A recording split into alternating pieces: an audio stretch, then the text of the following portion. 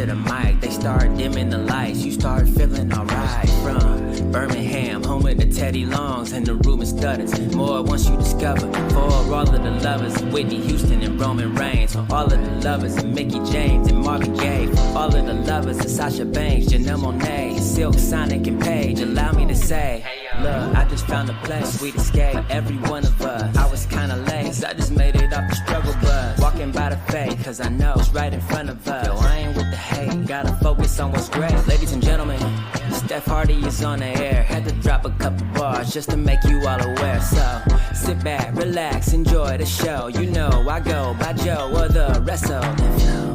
Hey y'all, welcome to another episode of the Hardy Wrestling Podcast with your girl Stephanie Hardy. So on this episode, I have an amazing conversation with Mr. Josiah Williams, aka Wrestle and Flow, who created this theme song that you're listening to right now.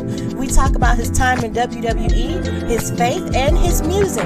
And I'm also going to talk about what I've got cooking in the oven as far as women's wrestling talk is concerned, and the Belladonna Division Genesis 2 next weekend. So sit back and listen to your favorite show, the Hardy Wrestling Podcast.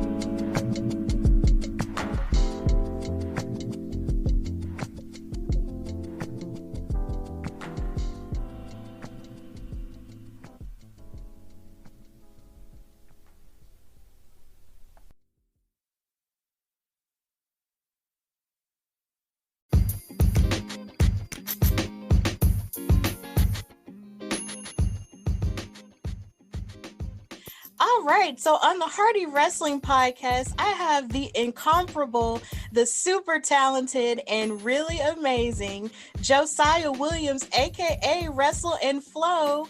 Josiah, how are you? That was too kind of an introduction, just first and foremost. But I'm doing all right. I'm feeling good. How about you?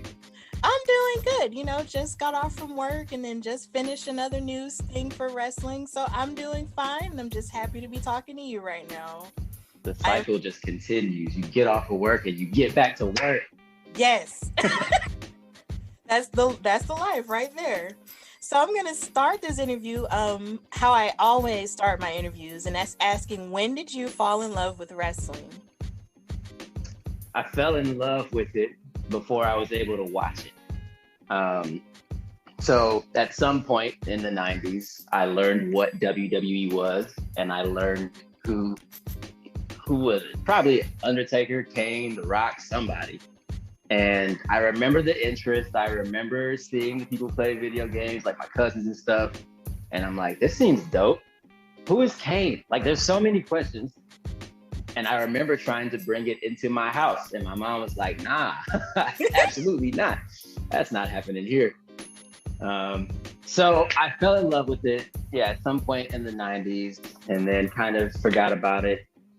And as I got a little older, mom's like, yeah, you can watch it as long as you don't start doing some of this stuff and saying some of this stuff. So I officially started watching like right after the Attitude Era, essentially. Okay. I missed a lot of the good stuff. Yeah, that's a pretty fun and interesting place to start, because during the 90s, a lot of people say they start right in the middle of the Attitude Era or right at the beginning. And for me, I started in the midst of the Monday Night War, and it was me and my dad. He and I would watch it together at my grandma's house and then at home and stuff. And he would tape both of the shows back to back, Raw and Nitro. And and my first match was Hulk Hogan and Goldberg at the almost at the Thunderdome, the Georgia Dome. and that was basically my foray into it. And I was like 4 years old. And when I was a child, I wanted to be a Nitro girl, because every time they would come on TV, I would dance with them. So, oh, nice. Okay. Yeah, it was kind of a thing. So ever since then, I've just been into it. And there was a point where I did stop, but then I started back again around 2002, which was kind of like Ruthless Aggression era. So that's, a really great place to start back. So that's interesting. You said your mom, wasn't really, gung-ho about you watching it. Like, was there a specific reason why? I mean, I grew up in a household that was like first of all, I'm a minister's kid, so that probably says a lot. But you know, we watched PBS as a family. We watched Magic School Bus. She's like, Monday Night Who? Nah. No, absolutely not. Yeah. Yeah, that's fine, because I watch PBS too.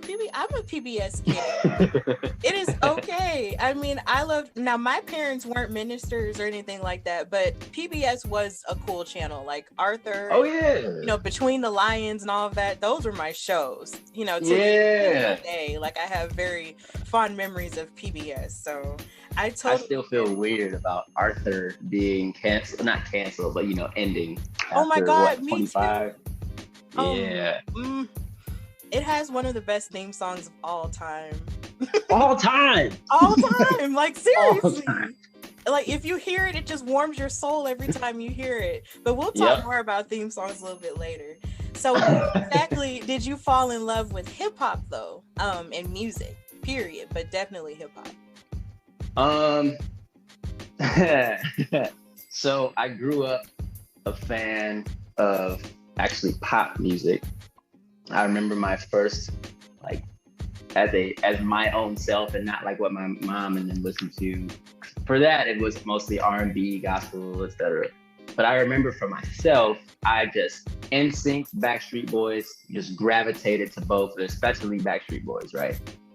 And so we lived in a few different places in Milwaukee, and then we moved when I was about 6 or 7.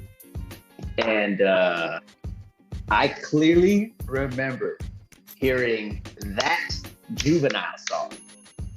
Like, that Juvenile song. And something about the 99 and the 2000. At that point in my life, I said, well, what do we have over here? What is this?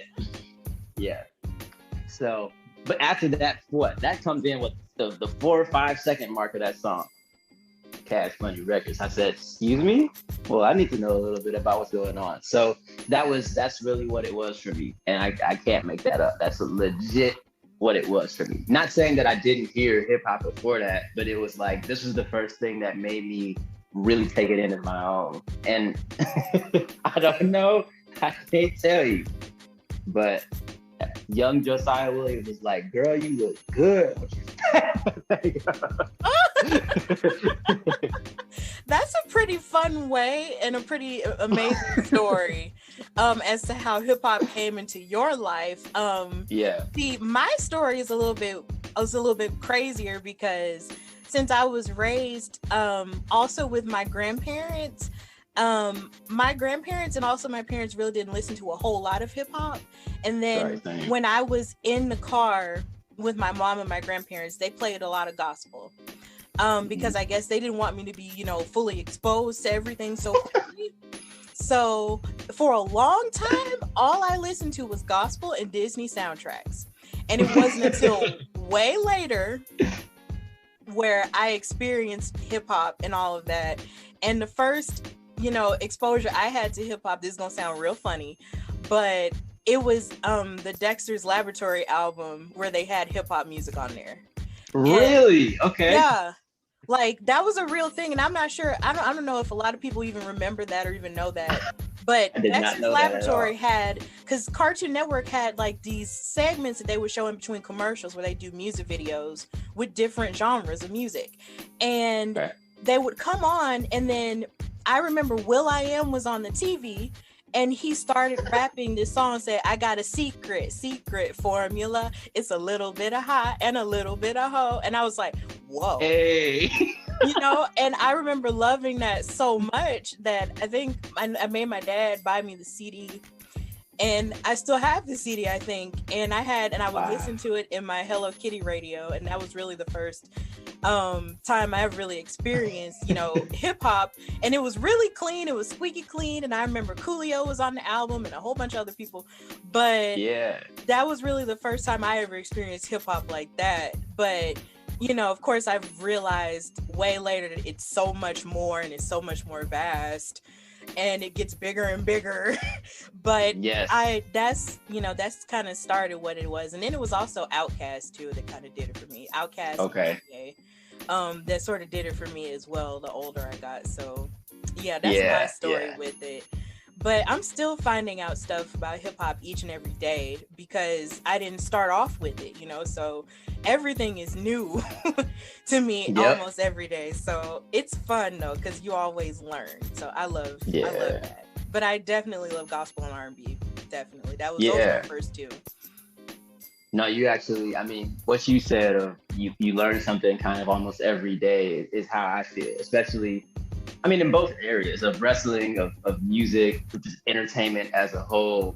I had, even when I wasn't kind of like, I guess, what word would that be, protected by my parents, when I finally started to get into things on my own, it was really like I find a solid little group of things that I stick with it.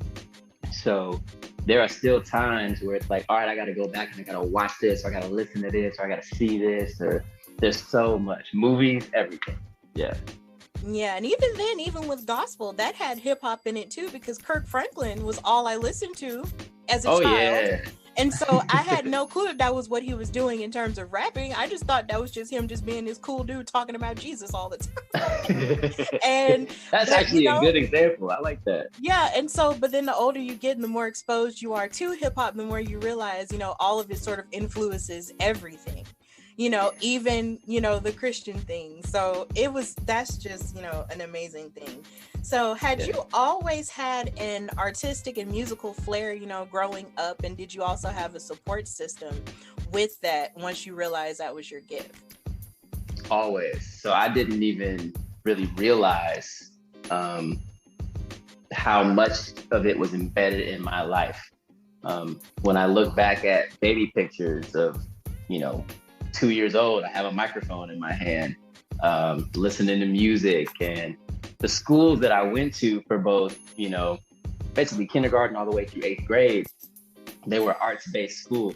So music, dance, theater, painting, like visual art, everything was embedded into my school life from, an early age.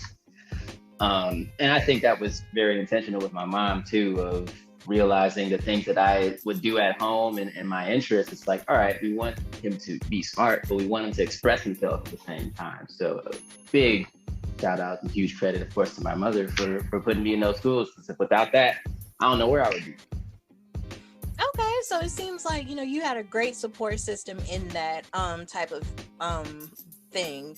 And that's really great, because some families, are kind of hesitant to let their children sort of participate in the arts because they feel like, oh, there's no future in that, and you're not going to get a job, and it's not the most practical choice and all that other stuff. Right. But, if you're able to express yourself artistically, then that opens the doors for a lot of different things, because everyone, doesn't necessarily have the whole math and science type, STEM type brain. So I find me neither, not at all. So so it's just, when it comes to exposure to the arts and humanities, I feel like it's really important to help that shape a child, because that could, make the difference for them. It could expose them to more stuff outside of what they're surrounded by. It can give them an outlet to express their, emotions or their feelings, and it can keep them out of trouble too. So 100%. I'm really glad that you had that exposure. I had that exposure too, because when I was in school, I took ballet in kindergarten.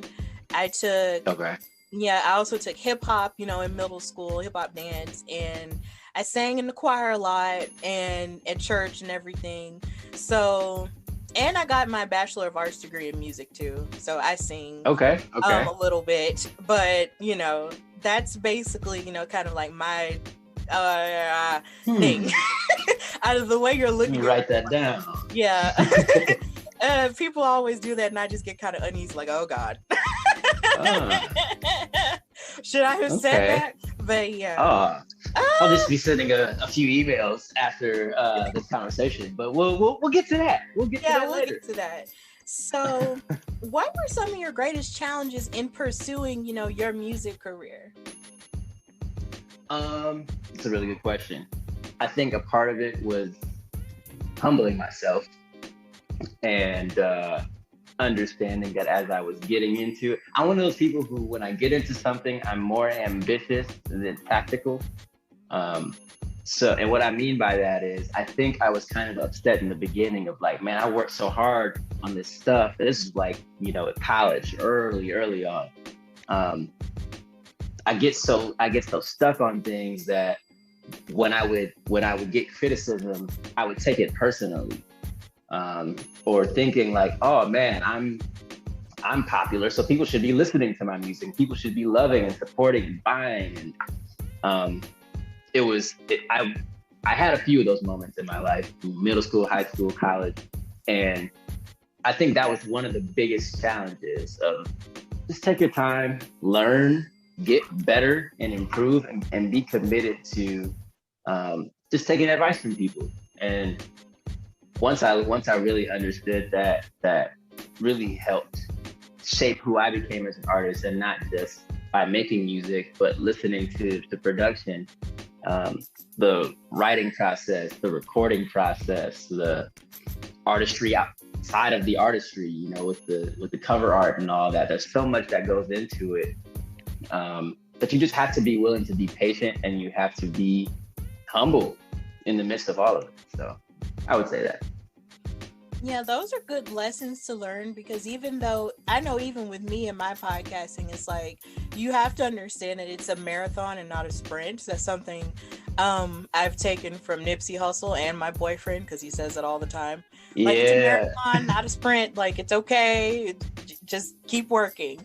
But I'm finding that having patience and putting the work in does reap its benefits, even when you're just starting. Like, there's always a lesson to learn, and there's always ways for you to get better, and you can still enjoy the journey as well.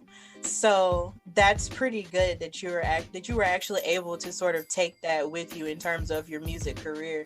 Because sometimes I find, depending on who's, telling the story from their experience, it can be very ego driven. But then once you're able to sort of take yourself out of it, take you out of it and realize that it's a lot deeper than that, then you're able to sort of, fly and succeed while still going on the journey. So that's really great. So, in following you on Instagram and on YouTube these past few years, and on Twitter as well, I have seen that you are a man of faith, and you also mentioned that, you come from a minister's family. So how does your faith sort of motivate you to keep going in life? It's everything, 100%. I grew up in a household where mom was preaching on Sundays sometimes, or on maybe even different days of the week. And as I got into late middle school, a little bit of early high school, I kind of like drifted away from that. Not saying that I stopped believing. It was just, that's your whole life. That's everything in life at that point. And as a teenager, you start to realize, like, man, I'm tired of going to church. Like, I'm tired of church. So there were a few of those moments of just having to refine my faith after a while. And I think late high school and a few different moments through college, and especially my senior year in college, is when I really understood just God's love and what God represents and what this earth is and why I'm here. And I think, so when I was in college, I started to do just like hip hop and R&B, soul. And it was fun, it was cool. I had a lot of really good opportunities that came out of it, opened up for a few artists. It was really fun. But I felt like I could have been doing more. And I felt like my artistry, it's art, it's cool, but what is the meaning behind it? And what am I really trying to showcase? So I switched over from hip hop to Christian hip hop, which gave me a focus. And it was something that it's like, if I'm living as this on a day-to-day anyway, then why am I not putting it into my art?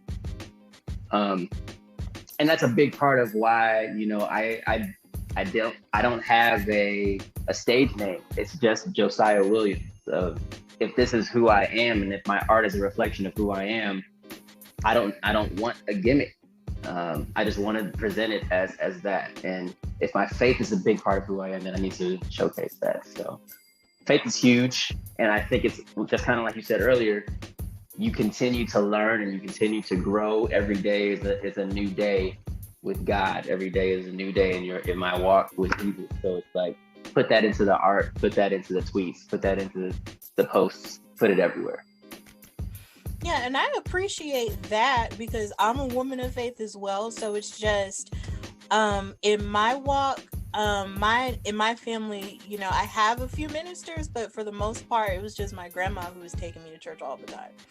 And as I got older, you know, I always felt that God was always there. But then the older you get and the harder life tends to get, the more you realize that a lot of it, that you're really going to need him. So as I go through life and everything that I try to do, I always try to ask him first, because I can't do anything. Like, I can't, you know, make it without him. That's just how I feel. I have to ask him about everything, even the most mundane things and even the bigger things, you know, and I just ask him, you know, to protect me as I go and to just continue to, you know, bless me, and just thanking him always, you know, for everything that he's done and for protecting me from a lot of things, because I've been through a lot, as we all do in life, but I feel like I would not have been able to come out on the other side as I am, you know, today if it weren't for him. So yeah, even down to this podcast and the mission of the podcast as well, just to be more positive and to give more of a chill atmosphere and stuff like that. Like that, you know, my spirituality also goes into that as well, because I feel like there's a way that you can talk about things without being so all the time and being so aggressive all the time. So a lot of that, with that comes a level of peace. So what I try to put forth as well. And I admire you for doing that. Even with your larger platform, when you were with WWE, you still did that. And I greatly admire you for that. You never stopped that. You stayed consistent. And I really admire that. Thank you. And that was intentional. Because I noticed, I mean, just like when you go to any job, right, there are always going to be things that stress you out. We, as the outside now looking in, we see how stressful it is for the world of entertainment and the world of professional wrestling. So I'm like, all right, if I can contribute in different ways, not just through music, not just through announcing or, you know, being on air, but like sometimes people at work and people at home just need encouragement. And if they're not getting it, who knows where they're getting it from? Maybe they're not getting it at all. A tweet encouraging people, or a song that encourages people, or me retweeting somebody else's encouraging messages. Like, you never know what people are dealing with. And if you have that platform to showcase a different side of the world and a different a viewpoint than what most people are, just controversy and struggle, and that stuff takes away mentally. Like, give people something to hope for and give people different messages, just to be able to connect with. So yeah, most definitely.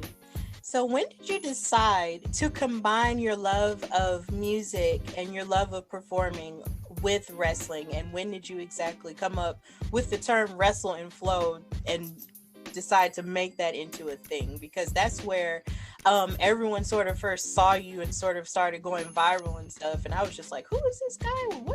How did that happen?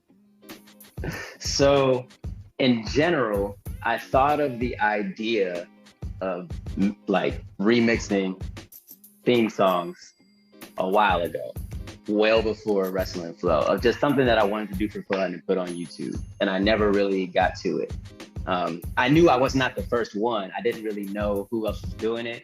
I knew it was a thing because of, like, you know, the Aggression album and other people who just like put stuff out there. But I don't know, it was an idea that I had for a while and I just never really did anything with it. Initially, it was going to be kind of like a video mixtape where I take 7 people and make a song for them, make it, you know, whatever, drop it as a mixtape, and then come back a year or 2 later or something like that. And there was one day, it was right after I had just finished an album or like a tour or something, whatever it was. And I'm like, all right, I need to de-stress. I need to find something else to create that's not the structure of a Christian hip hop album right now. I can't do it. So I remembered the idea of just remixing theme songs. And I started playing around with AJ Styles' theme song. I started playing around with the Usos, with Carmella. And I recorded AJ's. I never used it. I didn't like it. I couldn't come up with anything for the Usos. Couldn't come up with anything for Carmella. And then I started watching NXT. And the Undisputed Era pops up. And I'm like, I have so much to say about this whole situation right now. So I recorded that, and then I also just playing around did one for the Gorillas of Destiny, New Japan at the time. Well, I mean still, and just put it on YouTube. I didn't think of anything. I just decided to put it on YouTube. I at some point came up with the idea of Wrestle and Flow, well, obviously a play on Hustle and Flow, and within minutes, people saw it, and it was scary. It was very, very, very crazy.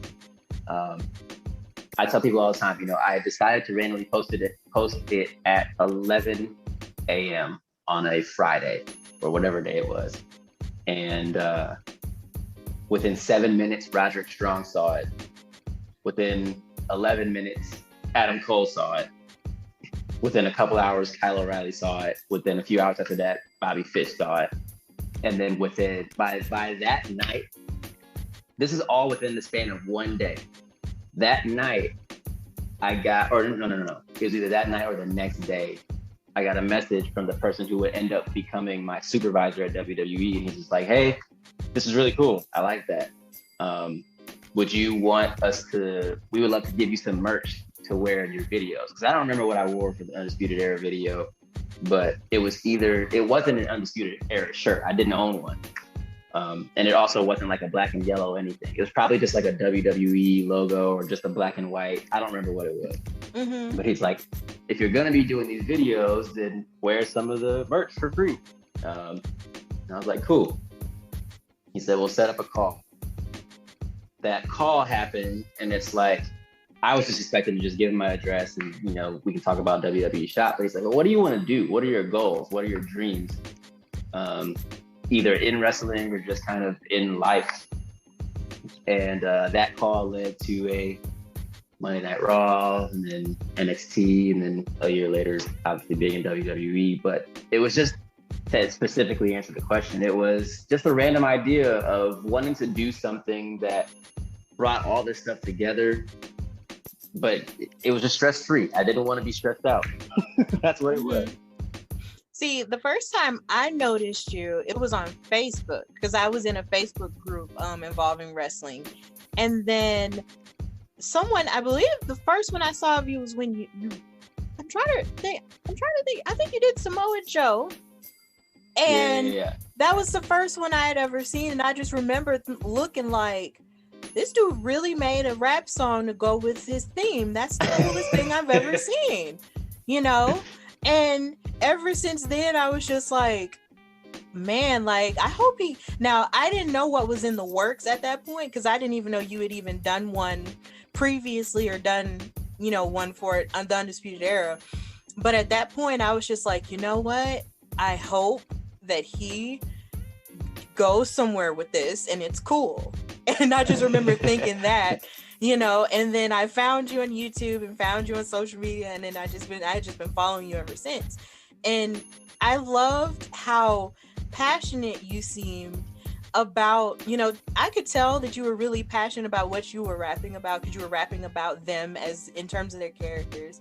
But then there's also the fact that I love wrestling themes so much that it felt so cool to see someone, sort of combine all of their rap skills with wrestling themes that I listened to, or I may or may not have listened to before, never really paid that much attention to before. So I thought that was just the coolest thing ever, like when I saw that. And so to see you go on and become a part of, WWE, that just made me even happier, because I'm just like, oh my God, he's doing the thing. Like, this is great. Like, he's going to perform, and this is going to be it. And this is going to be great, and that's just how I felt about it. I was just so happy about it. So what are some of your favorite wrestling themes, personally? At the top of the list is Broken Dreams, Drew McIntyre. Mm-hmm. That is just such I remember the moment when that song debuted, and I was like just a savage on the internet trying to find it. Where is it? Where can I find it? Mm-hmm. And they knew what they were doing. It took like months for that song to come out. I think it's a perfect sound. I think it's perfect for his kind of like slow, methodical entrance at that time. I think it just represented him as a character very well. The same with Voices, Randy Orton. The same with Evolution, the faction. That was just another really, really, really good theme song. Batista's was great. And that's a good point too. Of like, that was really, wrestling was really my introduction into rock. I wasn't listening to any type of rock or metal or anything like that. Yeah, me too. Still don't really. But it was a different side of music, and you're attaching it to these characters. I grew up a theater student, so I see like you're piecing together characters and telling a story through music and through the entrance. So yeah, I can give you a list of so many, but those are the few that come to mind immediately, that from the beginning until now I just immediately fell in love with it. Yeah. Yeah, wrestling was sort of my introduction into rock as well. So it's so funny that I feel like I never would have liked Godsmack or any other rock band that came out during that time if it were not for wrestling at all. And I'm going to actually say some of my favorite wrestling themes, because I don't think I've ever said this on my show. So some of my favorite wrestling themes, I loved Chyna's wrestling theme. Don't treat me like a woman, just treat me for who and what I am. That is my song. And I really love Shawn Michaels. I love his theme. That is the coolest. Classic. Yes. And I love Triple H's theme, and I also definitely love the Evolution theme. Like, those are two of my favorites, and I actually came to appreciate Motorhead because of that. And right now I really love the Usos theme song, because it's just like every time they come out, it's just so hard. Like, it just goes so hard for no reason at all. It fits them and who they are. It's just like, yes, perfect. Yeah. So that's another good example, man. Yeah. When that first hits, it was like, they got a new theme. Right. Right, and it's not that their first theme was bad, because their first theme was really cool too, where they did the haka, before, and then the song would come out, and then they would say, I'm on top, and then they say it's out of my reach, it's so close. Yeah, like, I liked that song, but I really love the song that they have now, because it just hits every time you hear it. And plus they have sibling power, and I just, I love the whole sibling thing, because I have a sister, so okay. Shout out to her. But yeah, like, those are a couple of my favorite themes, and I love the New Day theme as well, because that's just 90s gospel music at its finest right there. Like, that's really all the New Day theme is. It's just anything that Kirk Franklin would have made in the 90s. That's just what it sounds like. So everybody put your hands together. Yes. That's perfect. That's exactly what it is.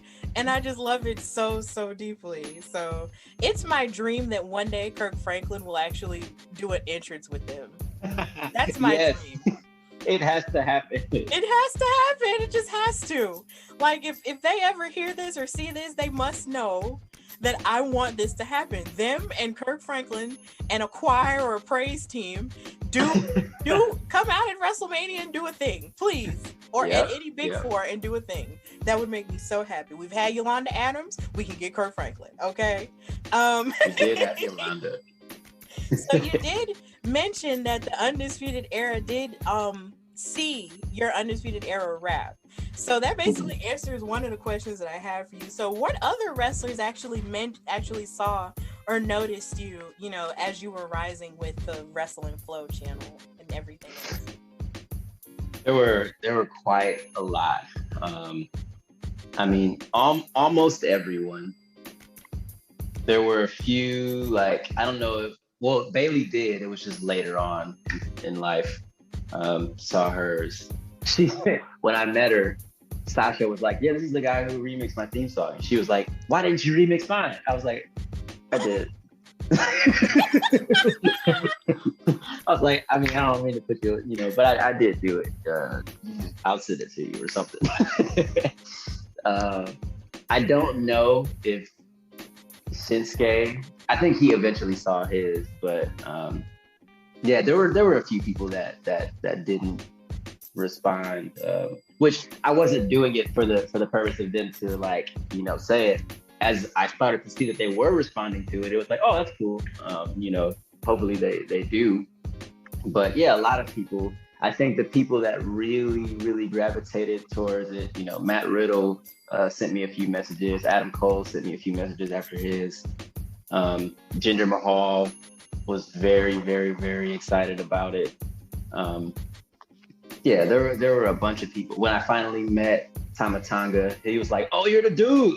Like, I remember you from the video. Like, there are a lot of those cool moments. And then a fun one, when I finally started, you know, working at the Performance Center. Sami Zayn was there at a time where he was trying to get clear, and he walked up and he's like, "Yo, I just have to tell you that Beautiful Black, the one you did for Black History Month, is one of my favorite pieces of content on the internet." And I was like, "What? That's crazy."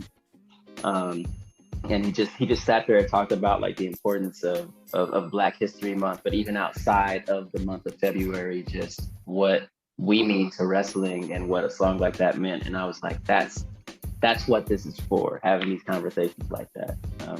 So yeah, there were a lot of people who were excited. I don't remember them all, but there were a bunch of people. Yeah. You know, it's so funny that you said that Sami Zayn said that to you, and I think that's amazing. Which makes me feel that Sami Zayn really is as amazing as people say he is. Oh yeah. Like, my favorite song that you ever did was the one you did for Bianca Belair this year. Like, oh yeah, this one's for the EST. That one, like that, I listened to that one to gas me up, and it's not even rapping about. Like, oh my god, like, because I love Bianca Belair, and it's just, and you had made a song about her before, but that one coming out after she had won the Royal Rumble and headed into WrestleMania, that one just touched my soul on such a deep level. Like, that is my favorite one of yours ever. Like, that's the one.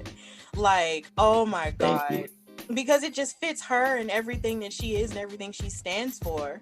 And you know, and it was just really emotional for me to sort of watch her rise and to see everything she's done. And your song just kind of just did it. And then along with the video package that they put together with it, it was just inspirational too. So it was just like, man, this is like, that is my absolute favorite one that I love from you, is that one, because it makes me feel good, and I'm not even Bianca. I'm not even her. But so the story behind, very quick story behind that one, you know, I did something for Survivor Series once. I did something for whatever, different takeovers, and we did one for the Slammy Awards. And they were like, "So what are you gonna do for WrestleMania?" I have no idea. I'll figure out something. And when that match ended, I knew when the Royal Rumble match ended, I knew immediately what I needed to do and what I wanted to do. So I recorded the song. I started getting all the clips for the video, started piecing it together. There were so many moments where I'm just sitting there like, just like boo-hoo crying. That's one of there aren't many things that there are a lot of things that I miss about being at WWE, but having access to a lot of the NXT, files of like being able to go back to 2017 and get this specific clip or get that specific clip. There were so many things that I was able to get that I wouldn't just be able to just pull from YouTube. You know what I mean?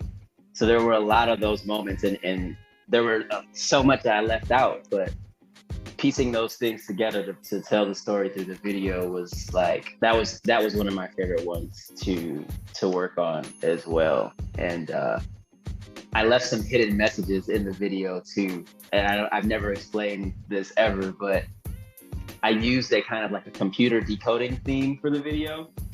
So there are certain parts where if you pause it, there will be quotes from Bianca. There will be things that Tez has said to her as Montez Ford, and also as himself. There are quotes from, I think, Viola Davis. There are a few other people that like things that she was or that influenced her during that time that I just dropped in there at like little 1 second intervals and things like that. That was one of my favorite pieces to create. See, knowing that you even did all of that aside from just doing the song just makes it mean even more, and now it makes me want to just go back and watch it again. And pause it at all those moments. Yes, like, because I've seen some of them, sort of down below, and I was just like, oh man, there's quotes there and I think I need to read, but I want to hear the rest of the song. But now I'm going to go back and see that and watch that purposefully now. So you mentioned your work with WWE and doing, songs with them and even doing videos with them. Like, what was that experience even like? Like, in terms of working for WWE and just, what lessons did you learn and, what would you take from that whole experience? Oh, man. To be ready for anything can happen. Every day was different, especially working at the Performance Center, where NXT is essentially housed out of. There's so much every single day that changes within that building, especially before, COVID and everything. Mm-hmm. A good example is the story of how the Cameron Grimes track came together, of just like getting a call from Road Dogg and saying, hey, we're going to do this thing just for fun. Do you want to, can you come up with something?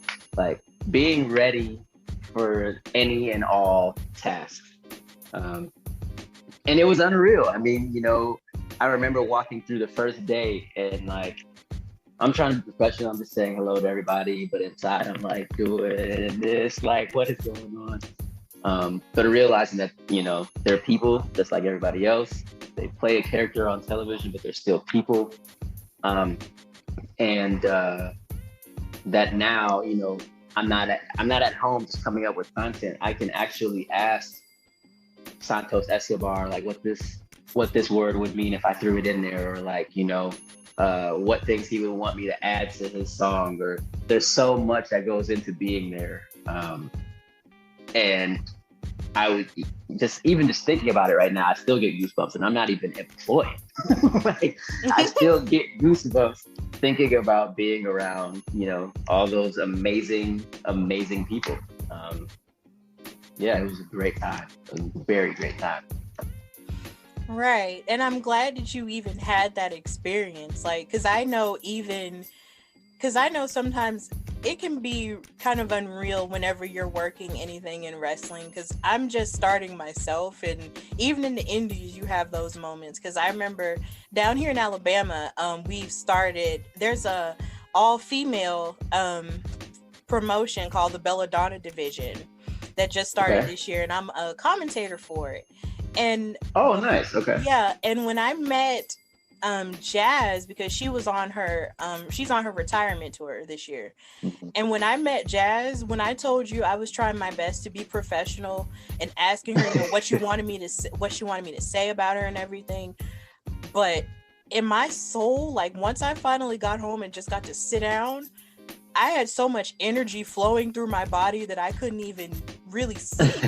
Because I was just so excited that I was even back there, not even just with her, but with so many women, who travel day in and day out and wrestle all the time, and then they make room for it. They have regular jobs, but they're also making room for their wrestling careers. And it is just the most beautiful thing. And when you're back there with them, you're just like, man, like I'm back here with these superheroes, asking them, being as professional as possible. But then in your head, you're just like, you're freaking out. So I know exactly kind of how you feel. Like, it's just kind of like when you're a fan and you're just at a meet and greet and you're trying to maintain your cool, but screaming inside. There's nothing like it. There's nothing that compares. It's just, he's right there. She's right there. Crazy. Yes. And I know one of my wishes for you was that one day that you would perform at a WrestleMania. That's something that I was manifesting in my soul whenever. I remember when I started manifesting, it was when you performed with Adam Cole at Takeover 25. And you came out there and you were spitting all that hot fire at the Undisputed Era stage. And Adam Cole is like, yup, it's me. And I'm just like, look, if y'all don't put him on WrestleMania, put him on WrestleMania. Do it. Like, just have him perform with somebody and just make it happen. Listen to me. I am ready.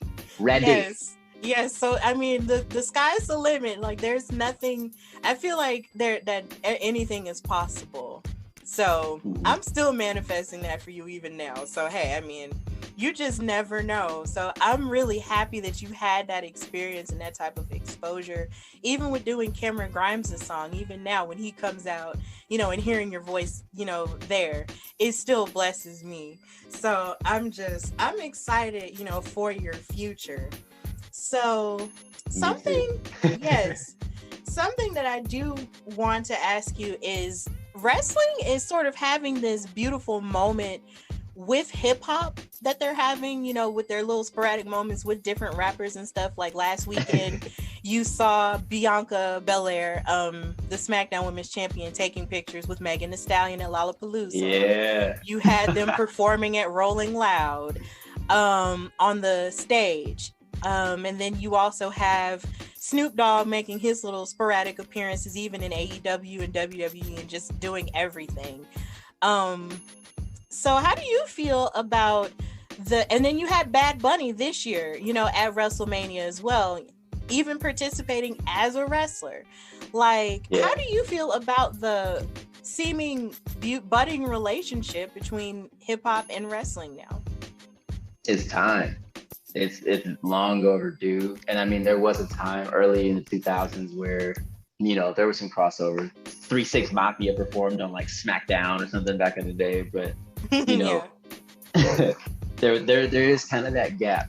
And especially, you know, understanding that NXT was birthed to be kind of like the underground metal nightclub that Triple H envisioned it to be, and still probably does envision it to be.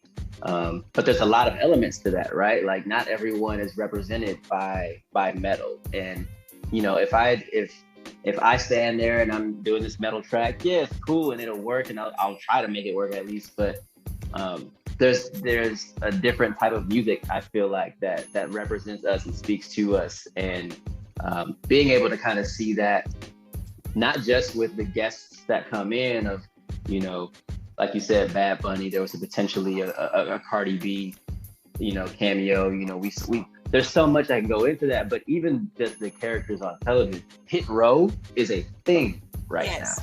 You know, Max Caster is a thing right now. So there's so much, I feel like, that we're able to see within the world of wrestling, but within the world of hip hop inside of it.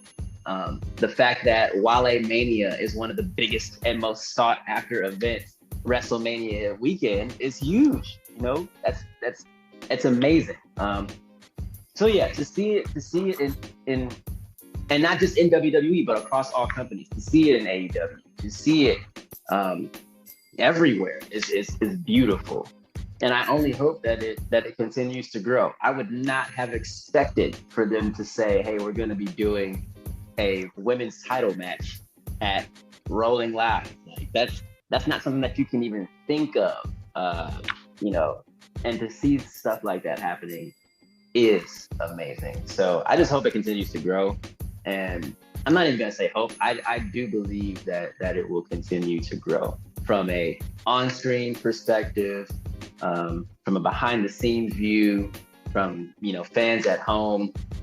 and from artists who are also, you know, I tell people all the time, I am not the only one. I was not the first one to remix a theme song. There are plenty of people out there. But it all just continues to push forward this culture of hip hop and professional wrestling. So it's dope. That's the answer. It's dope to see. It really is. And I just remember at the beginning of the year, you know, when I was doing certain episodes of my podcast, I could sort of see it happening, but I didn't foresee all of this. But a part of me was like, bro, it would be so cool if they had an era just like wrestling and rock and roll did in the 80s. And it seems like more and more as the year progresses, it just keeps happening. And it just excites me so much because now I'm more so into hip hop than I ever was. And to see all of these, you know, tie-ins with wrestling, it just makes me so happy. And it invites other people in who probably never would have watched wrestling otherwise, you know, because, you know, once you combine those two things, a hip-hop head who's never watched wrestling would probably give wrestling a chance because of that. And a wrestling fan who's never given hip-hop a chance would probably go into that as well. Because I know earlier this week when Ryan Satin did his Out of Character interview with Bianca Belair, he was talking about how he had never really heard of Sweetie until Bianca Belair told him about it. Yeah, and he said he had actually went and listened to her music and realized, you know, that she was actually really cool that way. And Bianca herself talked about how she would love if, you know, a wrestling event would take place, you know, at Essence Fest. And I just thought that was the coolest idea ever because, I mean, the Essence Festival, like an all-female event, to me, I took it a step further and I was like, well, what if there was an all-female event at Essence Fest? That would be fire. Yeah, that would be fire. That would be amazing. So I'm really happy that this, you know, marriage, hopefully, between hip hop and wrestling just stays together and it just continues to flourish and grow. Like, it's just been beautiful. And I feel like you're a part of that. You know, you are a part of the reason why it's happening. And I will say that, you know, and die on that hill. Not literally. Yeah, I'll die on that hill. That you're a part of the reason why that's happening. And I'm really glad that's happening. So I want to ask. It's exciting. Yeah, I want to ask you, who are your top 5 rappers? I don't know. I can tell you this. I can tell you this for a fact. Black Thought is in it of the Roots. Black Thought is in that.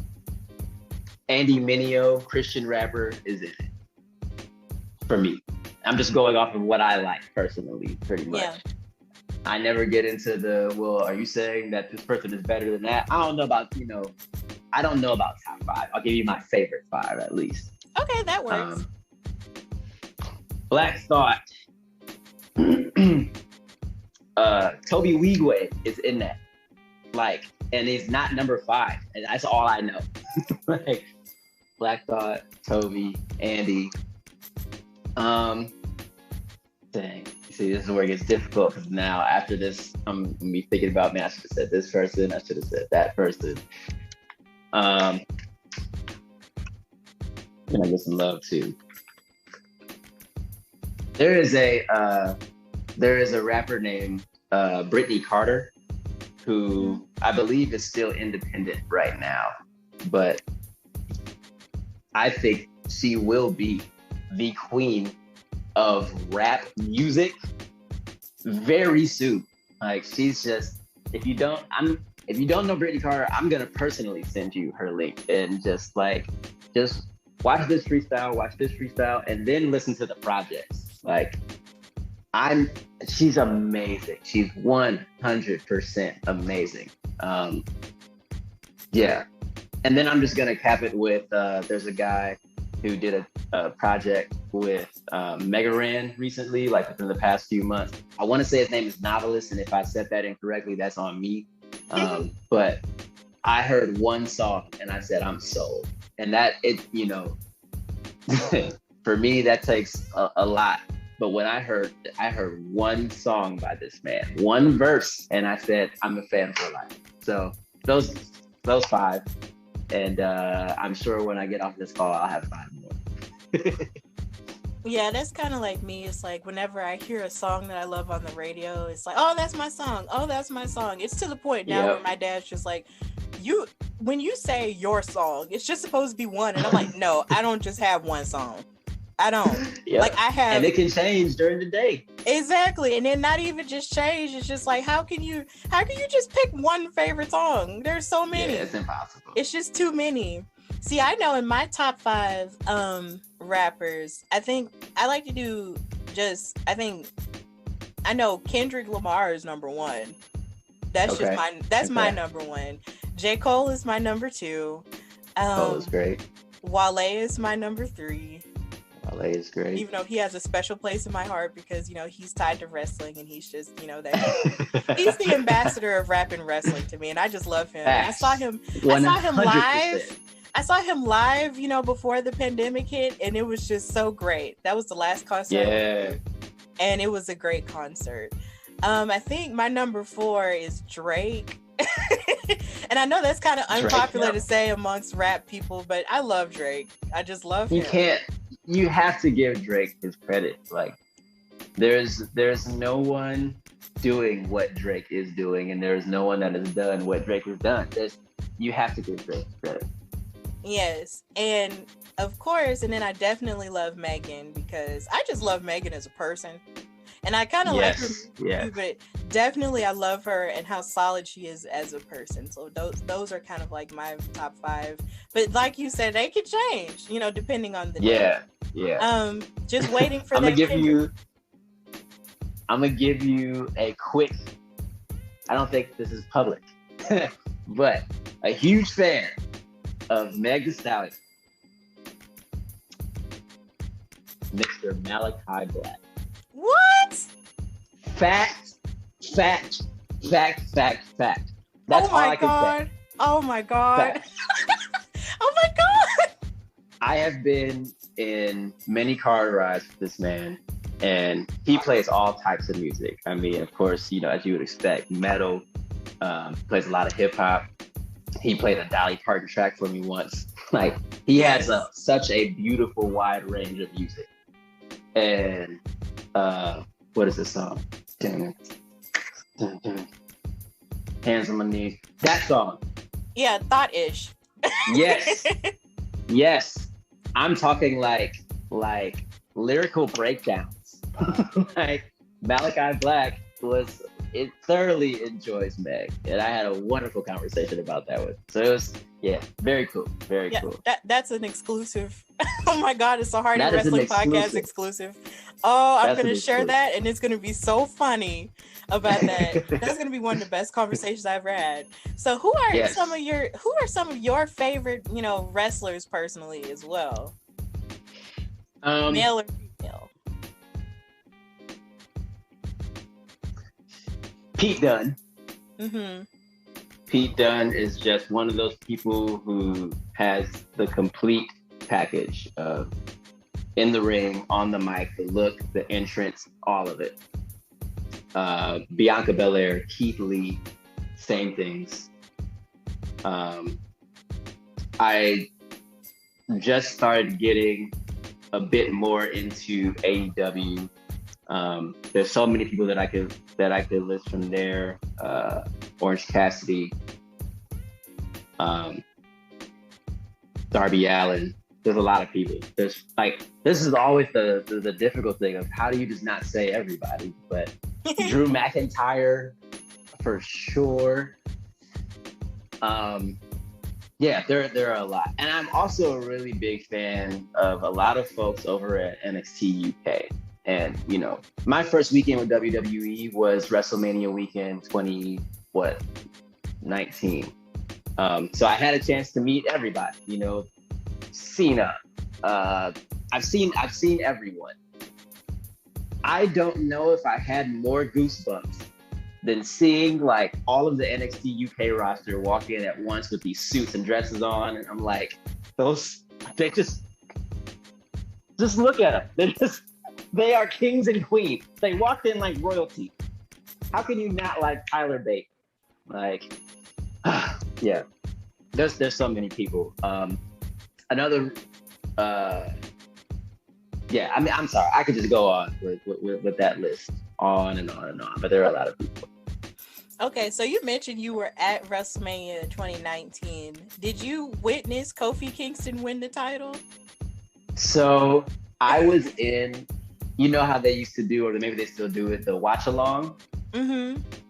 So I was a part of the watch along with Bianca Belair, Montez Ford, Angelo Dawkins, Pat McAfee, and we were all watching the match from the inside. So I wasn't out in the arena, but I was watching it, on TV, and I lost my mind. Like I think I got up and it fell.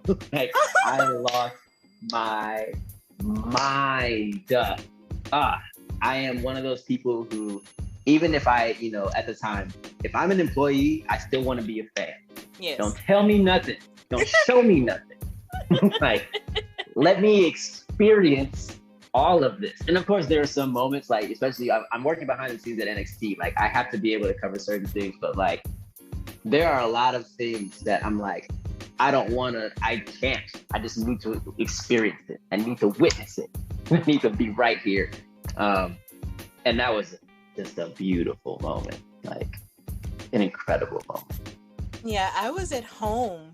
I was at home, but I was with my boyfriend, and we were watching it. And okay, here's how my weekend went with it. I was at church the Saturday before WrestleMania, and I was so invested in Kofi Kingston winning that I put on a Ghana flag armband because I've been to Ghana. I've actually been to Ghana, not an armband, but a wristband. Oh, nice. Yeah, I've actually been to Ghana for study abroad.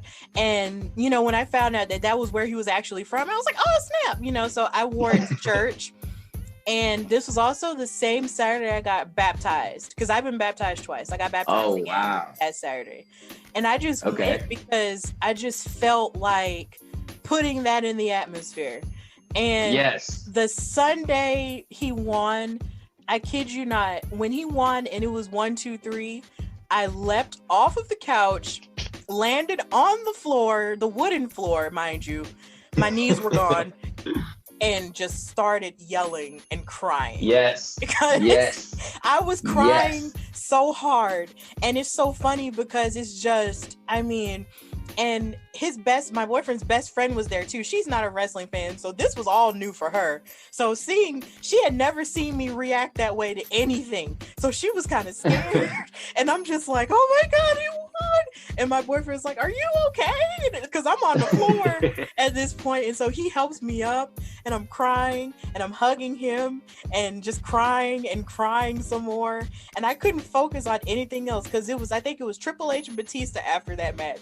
And I'm looking like, I'm spent. Like, I can't focus. There's nothing else. And even the women main evented too, with Becky and Ronda and Charlotte. And I was happy about that too as a woman. But in my soul, I saw everything I needed to see. And I didn't see anything else. Because I remember when Kofi debuted, when he debuted, I loved him immediately because he was just happy and he was bouncing around and he had on all the colors and everything. I loved him from jump. So to see him go that far and finally win at the big show, and then having Xavier and Big E there holding him, it just meant the world to me and their brotherhood, and Xavier doing the Virgo thing and crying just like me. Oh God, it was so wonderful. Like when I see it's the ultimate, you deserve it moment. Yes, watching Xavier cry made me cry even more. So I'm just like, yeah. I will cherish that for the rest of my life. I feel like the only time, when Bianca won, I also cried. But I was in tears. I was a wreck. Oh God. A wreck. And I was doing a live stream for Women's Wrestling Talk when that happened. I was doing a live stream with them and I was still yelling and crying. I didn't even care. Still didn't care, in professional mode, crying. Did not care. But everybody let me have it because it was just there. Now I'm pretty sure if Big E cashes in Money in the Bank and if he wins the title, I'm gonna cry again. Oh yeah. It's gonna be a hot mess. I'm not gonna have any eyes left. I'm just gonna have to go to bed and just rest. So, what does the future hold for you, Josiah Williams? Future's wide open. I told this to X-Pac recently. I was able to live a dream and not just in WWE, but in a few different places. Count Ring of Honor, count AEW. Like I've been able to live a dream in a bunch of different ways. On screen, in the show, during the commercial breaks, behind the scenes. Like I've had a little taste of almost all of it. I believe like if there is room and if there's an opportunity for me to bounce back somewhere else, that's great. I've had over the past few weeks, I've been doing a lot of behind the scenes for another show, and just having fun and really enjoying it. If that's where God has me, I'm ready for it. But I said, if that was it, if WWE was the end, I will be happy because I was able to do something that, I never thought I would be able to do. And I made the most out of every single moment and every single opportunity. Of course, there are moments where I succeeded and there were moments where I failed, but I lived that dream. And it was a very fun, very enjoyable, very educational, life-changing, fun ride. So who knows? I mean, we'll see what happens. But what I do know is that Wrestle and Flow over the next couple of years is going to be thriving. There are a lot of amazing ideas that I have in the works, a couple that are completed, a couple that will take literally years to complete. But there are some really, really, really cool things that I want to be able to do, not just from the standpoint of putting out a song and, getting people to watch it or share it or whatever, but from a merchandise standpoint, I have a series that's dedicated to Black entertainment, Black fans, Black wrestlers, the culture that I'm very, very, very excited about. And when the time is right, we'll unleash that to the world. But ultimately, I just want to create work and create art, whether it's viewable, wearable, shareable, whatever it is, that educates and uplifts people and gives people something positive to see. So we'll see where that'll end up, whether that's in the world of wrestling, whether that's with Nickelodeon. I have no idea. I'm gonna figure out something, and I'm excited. Well, Josiah, thank you so much for coming on the Hardy Wrestling Podcast. I have enjoyed our conversation. So tell everyone where they can follow you and find you and just, support your brand and your music and all of the above. Put yourself over. Well, first of all, to the many fans of the HWP, thank you so much for taking your time to listen. Continue to support, continue to share, and continue to be a part of this beautiful community. You can find my work by either searching Josiah Williams, J. Dean Williams, my middle name is Dean, or just Wrestle and Flow on Twitter, Instagram, TikTok, YouTube, Facebook, my website, J. Dean Williams. You can go on WWE.com. You can go to Peacock and be able to still see some of the stuff that Wrestle and Flow has infiltrated in the professional wrestling world, specifically the world of wrestling entertainment. There's so much you can get into. Just hopefully you don't find anything crazy from when I was in college and shaved my head bald. We gonna leave that alone. We gonna leave that alone. But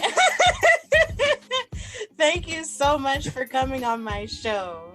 Thank you. Thank you for having me.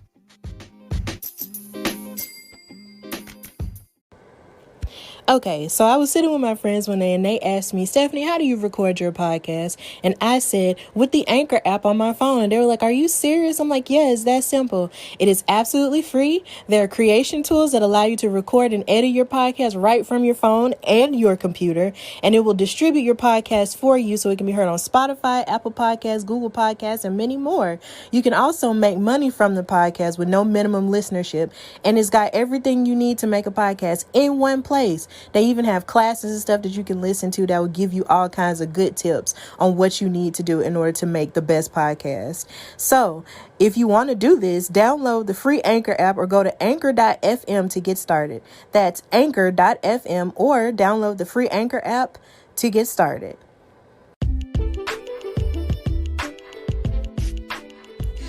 All right, so I want to thank Josiah Williams, aka Wrestle and Flow, for coming on my show. It was such a huge honor to have the person who's responsible for the greatest theme song of all time on my show. Like, it was such a great conversation, and I hope you got a lot out of that conversation while listening to it as well. So next week, I'm going to be having an episode with Shalonce Royale, who's going to be a part of the Belladonna division, Genesis 2 in Gaston, Alabama. If you haven't gotten your tickets, please buy your tickets on thebelladonnadivision.com. It's going to be at the Gaston Mall, just like the last one was. So please, support it in any way, shape, or form you can. Also, next week, I'm going to make my Fight TV debut on Women's Wrestling Talk with my host and fearless leader, TK Trinidad, and we will be interviewing Evilise. So please check that out on Fight TV.